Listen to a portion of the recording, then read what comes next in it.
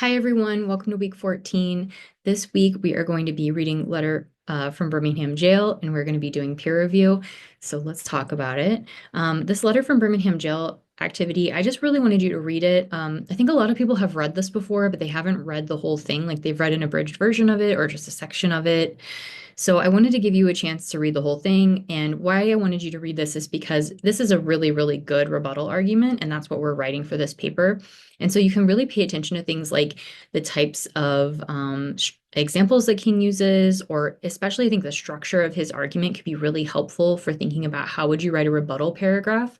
If you look at his paragraphs, he is going to have like a very clear structure where he starts with like a topic sentence that has it tells you what the conspiracy theory's argument is, and then he provides evidence, and then he says analysis that is showing how that evidence proves that there's a problem with the conspiracy theory argument. And so I think that if you kind of pay attention to that structure and how he is, not debunking, but rebutting these arguments, I think it'll give you a really good idea of like kind of what I'm looking for. I mean, this is a very sophisticated argument. And one of the best arguments probably ever written. So, I'm not trying to intimidate you or anything. I'm just trying to say, I think there's a lot we can learn from this letter. Okay, and then so our peer review this week is to turn in kind of the first part of our paper. So I'm looking for your introduction and your summary paragraphs. So you already did those summary paragraphs, right? April 9th, I think those were due. So those should be done unless you've made changes, which is great. Go ahead and turn in the newest draft. And then what I really want is for you to add an introduction with your thesis statement. And so basically, I have this in a few different places online, but the thesis strategy that I'm recommending for this paper is to start with a concession or middle ground where you say people who believe in this conspiracy theory, maybe there is actually like some good evidence that they're using. Maybe it's true that there's really not a lot we know about this subject, and it's possible that what they're saying is true. And the more specific you can be about what the conspiracy theory is, the more the easier it is to find middle ground. Like for example, here, if I'm writing about why the Loch Ness monster is probably not real, then I could start by talking about how scientists discover thousands of species every year, and it's possible they just haven't discovered whatever this species is, right? Because there's tons of species they haven't discovered yet. However, there's no credible evidence as of yet that the Loch Ness monster is real. So that could be how you structure your thesis, just to give a little bit of like respect to the people you disagree with before going into a long argument about why they're wrong, basically, right? Okay. And then if you want to think ahead about your rebuttals, this is going back to what I was saying about King's argument and letter from Birmingham Jail.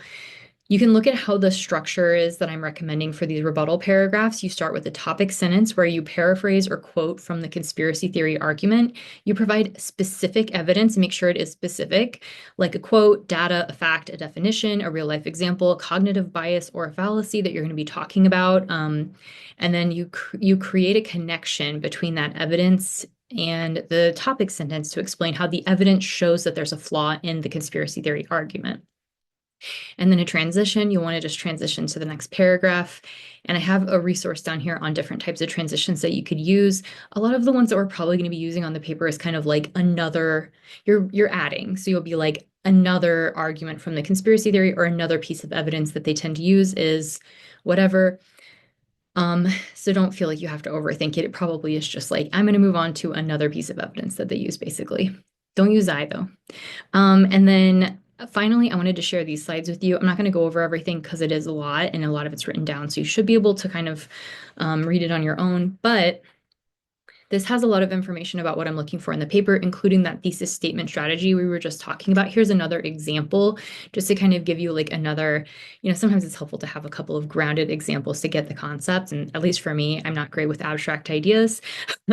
And then I have some recommendations here about like knowing when to quote, how to incorporate quotes, how to make sure that you're citing, correctly or like enough.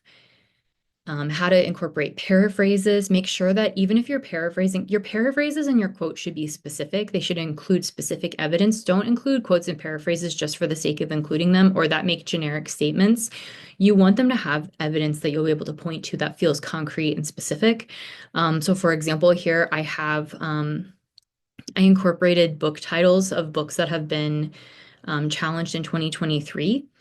and the three most challenged books. And it's like a very specific piece of data. I didn't get this as a quote because I think I was able to phrase it in my own words, but it's still important to have like actual, like an important specific piece of information in there instead of just kind of a generic statement.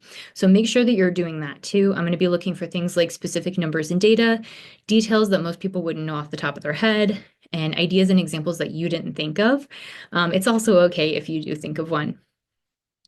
And then I have some things down here about kind of how to think about the counter argument, how to frame the counter argument. And especially like if you have trouble thinking about like, well, what would a skeptical reader be thinking when they're reading my paper? I have some suggestions about how to think about your argument through like a devil's advocate lens. And so like, for example, if you are proposing a solution for like vehicle emissions and air pollution, you could say, well, people should start driving electric vehicles. Okay, that's a proposal.